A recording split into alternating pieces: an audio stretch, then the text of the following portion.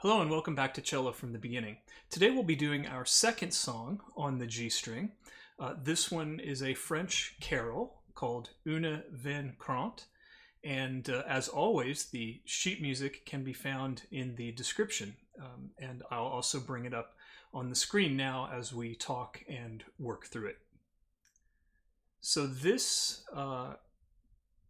song will be almost entirely on the G string. We'll be using our open G 1 3 4 finger pattern, and then we'll also be using the open D, and I guess the first finger as well on the D. So I believe that's as far as we get, is from open G 1 3 4, open D, and a first finger E is the range of the piece.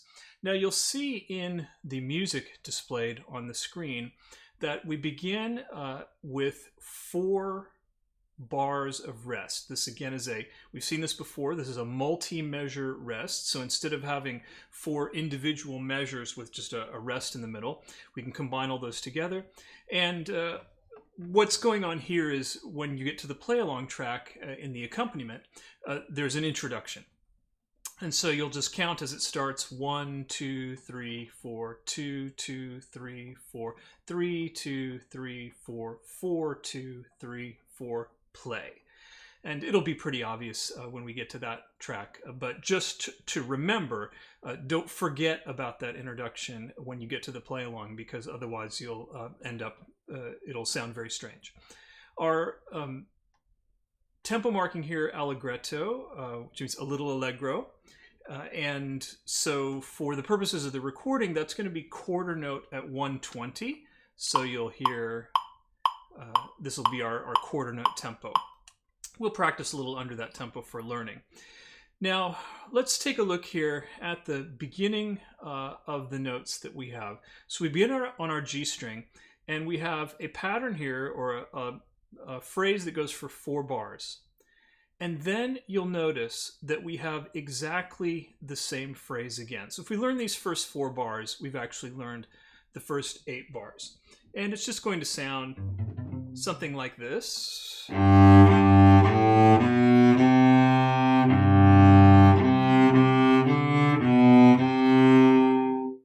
So that's our first phrase. We begin on the G string with the open G, going slowly, ready, and G, G, 1, 3, 4, hold, G, hold, 4, 4, D, back to 3 on the G, and 4, 2, 3, off. And we'll actually do a lift there. We'll talk about that in a second. So you notice we have 3 lengths of notes here. We have our quarter notes that get 1 beat, our half notes that get 2 beats, and finally a dotted half note, which, as you'll remember, gets 3 beats, and then our quarter rest. And during our quarter rest, we're going to lift our bow so that we can start, as our symbol shows here, with a down bow again on the next phrase. And this will happen several times throughout the piece. You'll see it. So the trickiest bit, the playing on the G string is not a problem here. The trickiest bit is in the 3rd full measure that we play in, where we have this 4th finger to open D, back to 3 on the G. Now what you're going to want to do there is move your bow, but not your hand. In fact, if you watch very slowly here, as I play very slowly,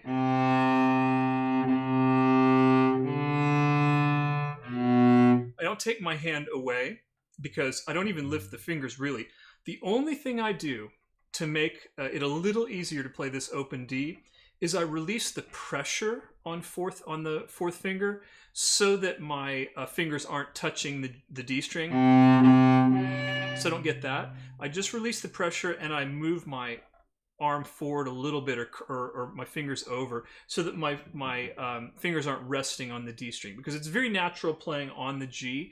Especially with 4th finger, you may feel your 4th finger touching the D string, and then if you try to play the open D without getting off of there, you're going to get that sound, right? So we have to get our fingers away from touching the D, rather than taking them completely away, which you can do. certainly do that. Just lift them all and drop the third finger back down. I like to do this. Just tilt forward a little bit, roll those fingers off, and then come back. So two things to negotiate. One is the string crossing, G, G, D, G. So you want that to be clean. We're playing two notes on the G string, the D string, and the G string. So you have any trouble with that part, just take the left hand away, practice only that. G, G, D, G, right? Until that's clean. Then put your left hand back in. One advantage of not taking the fingers away is for intonation. Every time I let go, every time I take my fingers away, even if the thumb stays, every time I take my fingers away, there's a risk that I'm not going to get back to where I was. And if I've got my position where I'm in tune, then it sure is a lot easier to stay there if I don't take my fingers away. So that's the first phrase. And like I said, we do it twice, and we lift the bow at the end of each phrase. Now, also notice at the beginning, you'll see this MF, which stands for mezzo forte or medium loud. Down here we have a forte, which is loud. So we want to leave a little volume. We don't want to come out of the gate here blasting as loud as you can. This can be quite loud, but here you'll want to have a little bit of, you want to leave some dynamics on the table. So just a good strong sound. And so let's try the first 8 bars that we play. So this first phrase twice. So find your fourth finger. Make sure that's in tune. And let's try this. And let's go close to tempo now. 1, 2, ready, and. 1,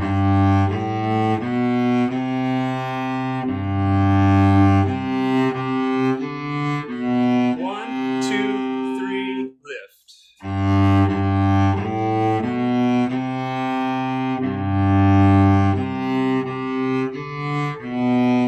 2, 3, lift.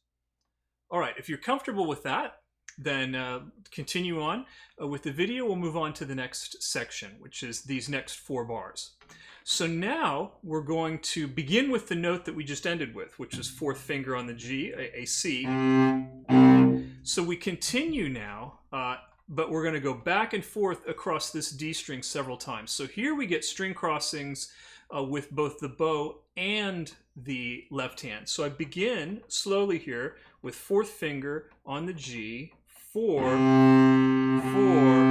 D, 1, 1, hold, D, hold, 4 on G, D, back to 4, 3, 1, 2, 3, lift. So lots of string crossings here. 1, 2, 3, 4. 4 string crossings in this section. G to D, D to G, G to D, D to G. So happens repeatedly in different parts of the bow. So to be very careful here. Now, this time as I go up, I'm going to let go of fourth finger. So I'm playing, play the open D, drop the 1, let go of everything, and now all 4 fingers down. This time, I'm just gonna get out of the way because I'm playing fourth finger again. So as I'm going past the D string to first finger, I'm gonna go ahead and let go of that fourth finger. The second time, when I'm just going to the open D and coming right back, I'm gonna use the technique we used in the previous section of just releasing the pressure and rolling my hand a little bit.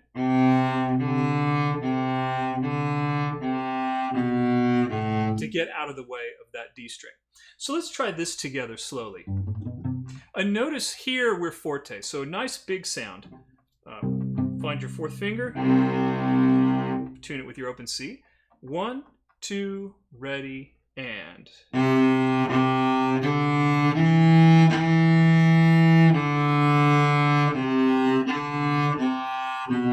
1, 2, 3, lift. Notice also at the bottom of this, at the end of this figure, we have this hairpin going from a wider section to the point. This means a decrescendo, so we're going to let our sound get quieter as we work through this last 2 bars. So I just use less pressure on the bow, decreasing pressure. Start out strong, less, and really let it tail off on that long note. Really easy to do a decrescendo when you have a long bow going down bow. Hard to do if you're having to go up bow because you naturally want to get louder as you move towards the frog, and we naturally get softer as we move away. In fact, we have to fight that. We don't want that. Okay, so let's try this whole section, and then we'll learn the next bit. So from the beginning of where the cello enters. So check your 4th finger. 1, 2, ready, and. 2,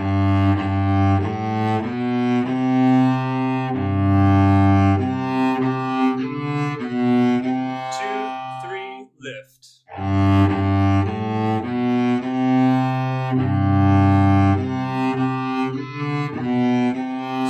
3, lift. Loud.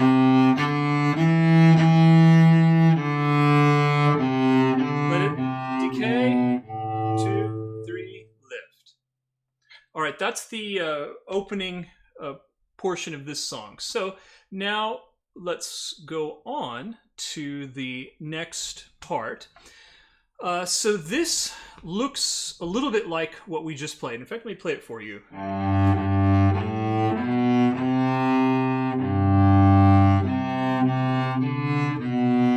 That is what we played at the beginning, except it keeps going this time. Instead of ending on the long C, it goes.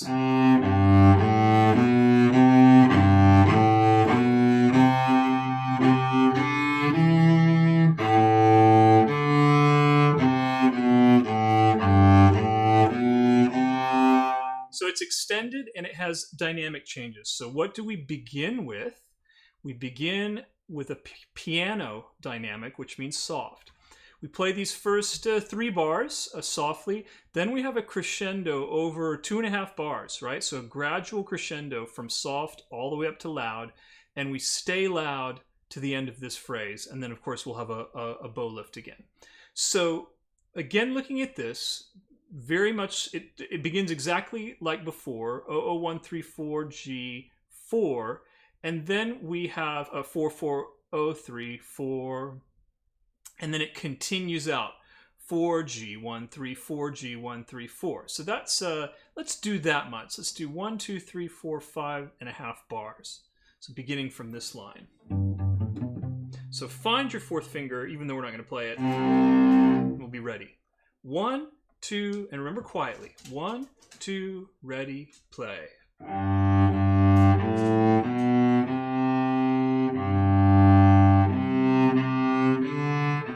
4G1 3 4G1 3 4. Right? So how do we make that to crescendo happen? In this case, we adjust it using increasing pressure and increasing amount of bow, right? So we're starting out small. Let me just take this away for one moment. So we're starting out with a fairly, back where you can see, we're starting out with a fairly small bow like this. Quiet.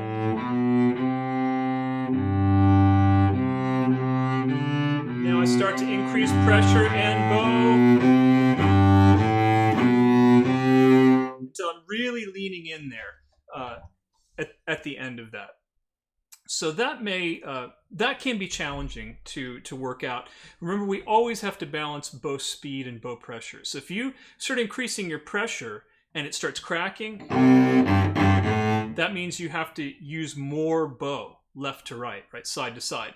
If you increase the pressure, if you increase the speed and it gets airy, that means you've got to push more. Right? So always balancing. We really have 3 points on this triangle of sound production. We have the 2 most critical ones that we've talked about a lot, which is balancing bow speed and bow pressure. So generally speaking, the more pressure you use, the more speed you have to use as well, or the more left to right motion. Otherwise, right, so same pressure, more bow. Same pressure, not enough bow. Right, so likewise the other direction, no pressure, lots of bow. So I could use no pressure, less bow. Now there's a third point on this triangle which actually has to do with bow placement. We can also reduce volume and change tone a little bit by moving towards the fingerboard. That's going to give us a quieter sound. So for example, from here, same pressure, right? Likewise, I can get more, moving towards the bridge, it becomes more aggressive. That's when we really want that soloistic, penetrating sound. We start to move towards the bridge a little bit. But both of those have limits. If I move too close to the bridge, I get that sound. If I move too close to the fingerboard, the string will collapse into the other strings with any pressure at all. So balancing bow placement, bow speed, and bow pressure. All right, let's jump back into our music now. So we've worked this section. Let's look at what comes in the next bit here. So we get to, with this C, so if we're playing there, and we're loud, so C, D, 1, all the way down to 1 on the G. Back to open D, and our scale.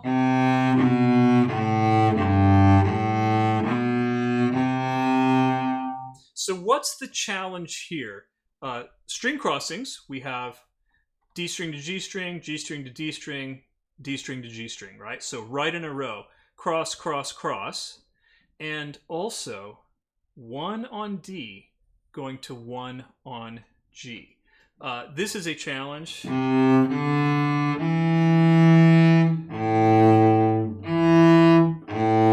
there's a couple ways of doing that.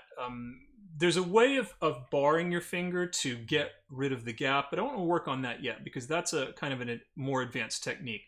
So what we'll do here is we'll just try to put as imperceptible a space between the notes as you can. So if you come into it, 1, 1, hear it, 1, 1, 1, 1. So there is a tiny gap there where I'm moving my first finger and I have to stop the bow in order to do that. Or take it off the string. Let me show you that physically. So if I'm playing there, I'm actually coming off the string. If I do this in slow motion, off, come off the string while I move first finger. If I stay on the string, then I have to bring the bow to a full stop. And it doesn't sound as good. This will ring a little bit. Hear the difference? Full stop on the string. Here's where if I let the bow just come off as I'm getting ready to move to the G string. So even though I'm taking that first finger away, the string still has some ring to it. The note has some ring to it. So let's start. Let's start on this last pattern, 4-0-1-3-4. Let's go right there. So find your fourth finger. We'll go slowly. 1, 2, ready, and 4, G, 1, 3, 4, long, 4, D, 1, 1. Back to open D, and back to 4.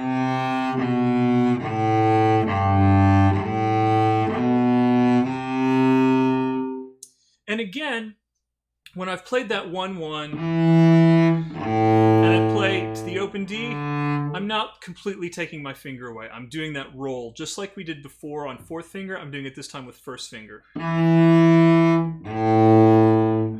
Just to get out of the way of the D, and then I can drop my 4 and 3.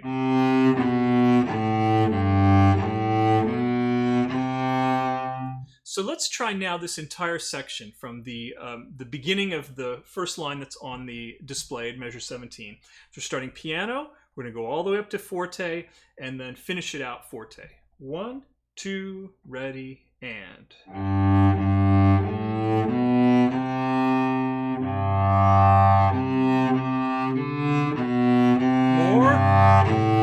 More, big.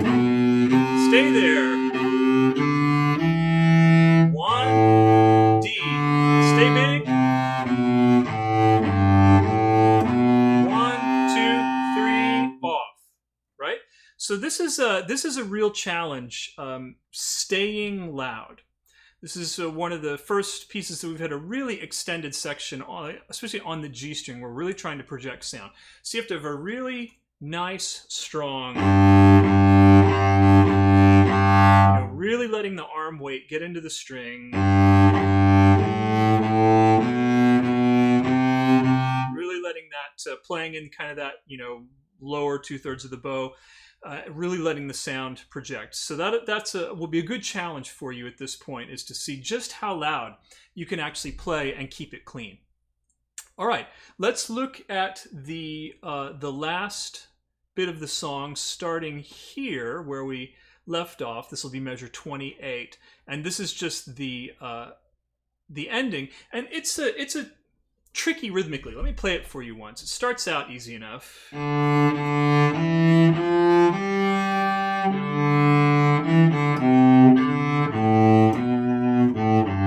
This should sound familiar.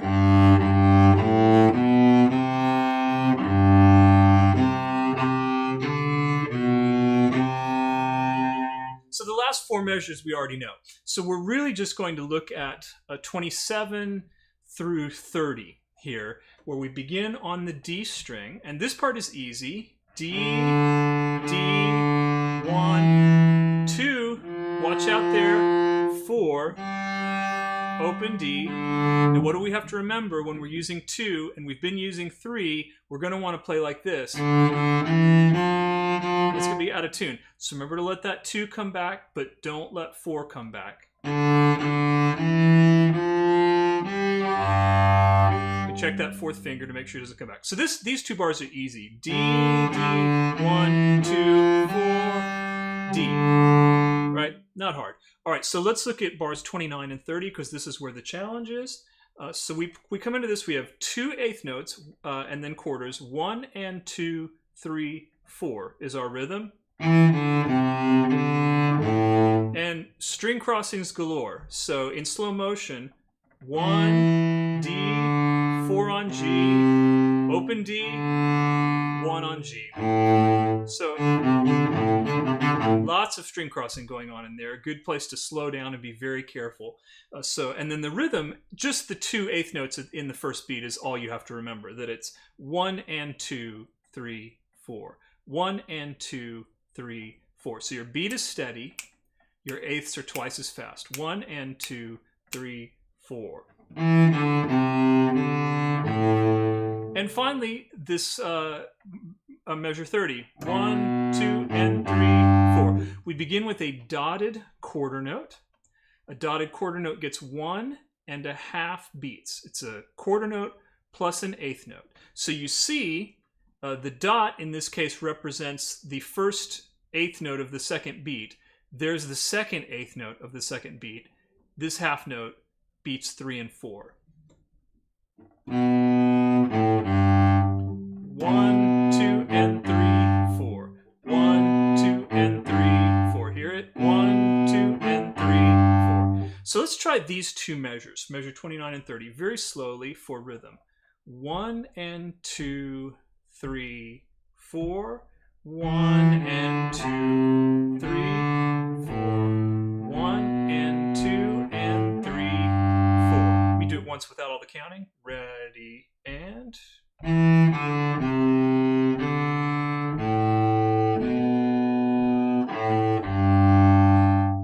let's try it closer to tempo. 1, 2, ready, and.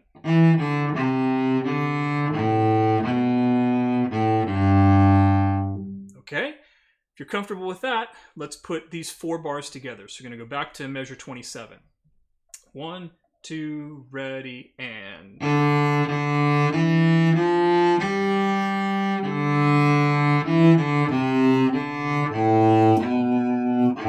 Let's finish it.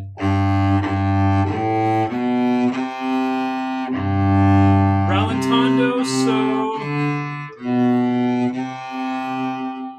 We didn't talk about that, but this little symbol, R-A-L-L, which is an abbreviation for rallentando, which means sort of suddenly slower. And so we get to the end. It just means we take your foot off the gas and coast in at the ending. It's a kind of a dramatic ending. Sound stays up, mezzo forte. So coming into it, normal tempo, and then.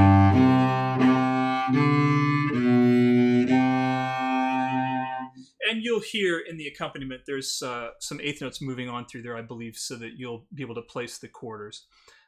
That's something, if you have a live accompanist, then they just would go with you or you would work it out together. So that is the lesson for Une Vaine Crainte. Now, let me tell you what's in the next 2 videos. So rather than make this video any longer, what I will do is in the next video, I will record just me playing through from the beginning at concert tempo. So that'll be a play along with just cello. Then the video after that will be your usual accompaniment track play along. So 1 play along with me and regular video, and the second one with just the accompaniment track, which in this case is an organ. Be a different sound for you, and hope you enjoy it. So we'll see you next time.